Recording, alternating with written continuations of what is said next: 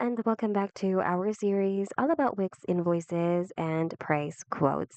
Today, we're going to learn how to change your invoice's initial document number. Here's how to do it. On your site's dashboard, go to the left and go to Settings. Under the Finance and Payments section, go to Getting Paid. Now, go to the Invoices tab. And here, click the arrow next to Header Details. Click Edit Invoice Numbering and input your starting number. Numbers are unique and increase by one with each new invoice. And please take note, once the starting number is set, it can't be later changed to a lower number. So it's important to keep that in mind.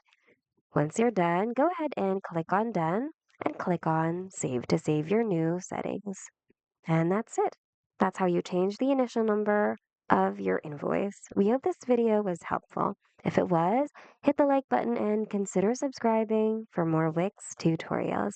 Thanks so much for watching and see you guys in the next video.